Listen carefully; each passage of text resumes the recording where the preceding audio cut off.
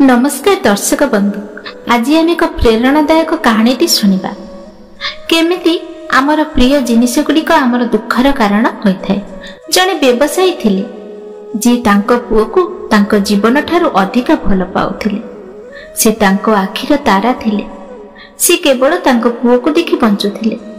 तांको न देखिबा पर्यंत से शांति रे रहि पारु नथिले। तांको पुओ तांको खुशीर उत्स थिले। दुर्भाग्यवशत गोटे दिन पिलाटी हठात असुस्थ होई पड़िला। बहु चिकित्सा सत्वे तार अवस्था दिन को दिन खराब हेबाकु लागिला एवं तापरे पिलाटी मृत्युवरण कला। तार बापांको छाती रे जेपरि वज्र पड़ीगला। एही आघात सह्य करि न पारि व्यवसायी पागल होई गेले। दिने बुलुथिबा समय रे से श्रावस्ती नामक एक स्थान रे जाई पहुंचिले। सही समय रे भगवान गौतम बुद्ध श्रावस्ती रे एक स्थान जेत वन रे रहुथिले। दुखित बणिका मध्य बुद्ध को दर्शन करने को गले। तांको प्रणाम करिबा परे से एक कोण रे जाई बसी पड़िले। गौतम बुद्ध तांको चाहि कहिले, तुमर इंद्रिय गुड़िक टिके अस्थिर मन हेउछि, तुमे बहुत दुखित। लोकटी कहिला, महाराज मोर प्रिय एकमात्र पुओ मो खुशीर उत्स एही दुनिया छाड़ी चली जाइछि। मोर खुशीर दुनिया को नष्ट करि देइछि। ता दुखरे मु मोर होश हराई एठाकु सेठाकु बुलुछि। भगवान बुद्ध कहिले, एही जगत रे दुख सुख एवं समस्त प्रकारर दुर्भाग्य तुमर निजस्व प्रिय जिनिस जोगु होइथाय। बुद्धंक कथा सुनी लोकटी टिके आश्चर्य होइगला एवं कहिला, काहेकि महाराज एक प्रिय वस्तु मध्य हमर दुखर कारण होई पारे। एहा कहि से उठी पड़ी बुद्धंकु सम्मान न देई चली गले।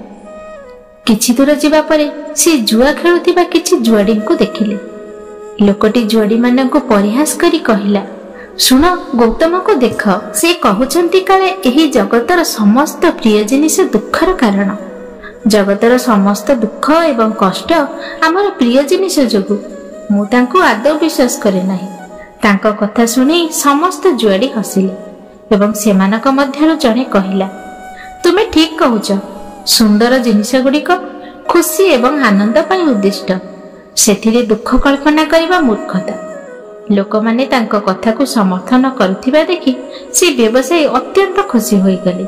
से बुझी पारिले जे से ठीक थिले एवं गौतम बुद्ध भूल थिले। एबे से गौतम बुद्धं को समालोचना करी बोलिले। एही खबर सारा सहर रे व्यापी गला। एहा राजा प्रसन्नजितंक कान रे मध्य पहुंचिला। सेही राजा मध्य गौतम बुद्धंक कथारे विश्वास करि पारले नाही।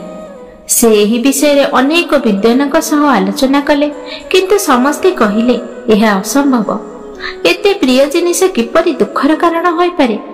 रानी एहा सुनी राजा को कहिले, महाराज जदि गौतम बुद्ध एहा कहउचंती तेबे एहा निश्चित भाବରେ सत्य होइथिबो। रानी को कथा सुनी राजा क्रोध रे कहिले, तुमे काहेकि गौतम को कथार प्रशंसा करूछ? एसबु तुमर भ्रम। तुमे जानी सुनी भ्रम पथरे बुलुथिबा देखि मोर आखि अंध होई गलानी। एठारु चली जाओ। भगवान बुद्धंक विरुद्ध रे किछि सुनि न पारि रानी दुखित अवस्था रे सेठारु चली गले। रानी जने ब्राह्मण को डाकी कहिले, तुमे शीघ्र भगवान बुद्धंक पाखकु जाओ एवं तांको मोर सदैव प्रणाम जणाओ एवं तांको कह जे एही जगतर प्रिय जिनिस गुड़िक किपरि दुख सृष्टि करे। जेतेबेले से तुमको उत्तर कहिबे तांकर गोटिए शब्द मध्य भूली जीव नाही एवं मते सब किछि आसी कहिबो। ब्राह्मण बुद्धंक पाखकु जाई मल्लिका जहा कहिथिले ताहा पचारिले। बुद्ध कहिले, हाँ एही जगतर समस्त प्रिय जिनिस दुखदायक। किछि समय पूर्वे जने महिलांक मांक मृत्यु होइथिला। तांको मांक वियोगरे से एते दुखित होई गेले जे से आत्मबोध हराई बसिथिले। से फूल गछ एवं पथचारी को पचारि थिले, तुमे मो मां को देखिछ कि? यह घटिथिला कारण से तांको मां को बहुत भल पाउथिले। बुद्ध आहुरी कहिले, सेही परि एही महिला तांको पितामातांको घर को जाइथिले। तांको भाई माने तांको अन्य काहा सहित विवाह करबा को चाहुथिले एवं तांको बाध्य करुथिले, किंतु महिला जनक तांको स्वामी को बहुत भल पाउथिले एवं तांको स्वामी मध्य। किंतु महिलांक भाई माने एही विवाह को अनुपयुक्त पाइले।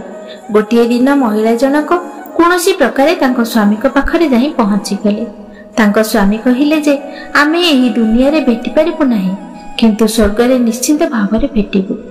ଏହା କହି ସେ ତାଙ୍କ ସ୍ତ୍ରୀଙ୍କୁ ହତ୍ୟା କଲେ ଏବଂ ନିଜେ ଆତ୍ମହତ୍ୟା କଲେ। ସମସ୍ତ କଥା ଏବଂ ବୁଦ୍ଧଙ୍କ ଅନୁମତି ନେଇ ରାଣୀଙ୍କ ପାଖରେ ପହଞ୍ଚିଲେ ଏବଂ ତାଙ୍କୁ ସବୁକିଛି କହିଲେ। ରାଣୀ ଖୁସି ହୋଇ ରାଜାଙ୍କ ପାଖକୁ ଯାଇ ବୁଝାଇଲେ ଯେ ଦୁନିଆର ସବୁଠାରୁ ପ୍ରିୟ ଜିନିଷ ଗୁଡ଼ିକ ପ୍ରାୟତଃ ଦୁଃଖର ଉତ୍ସ ହୋଇଥାଏ। ତାଙ୍କ କଥା ଶୁଣି ରାଜା ଆଶ୍ଚର୍ଯ୍ୟ ହୋଇ ନୀରବରେ ତାଙ୍କ ଆଡ଼କୁ ଚାହିଁ ରହିଲେ। ରାଣୀ କହିଲେ, ମହାରାଜ, ଆପଣ କ'ଣ ଆପଣଙ୍କର ପ୍ରିୟ ଝିଅ ଉଜ୍ଜୟିନୀକୁ ଭଲ ପାଆନ୍ତି?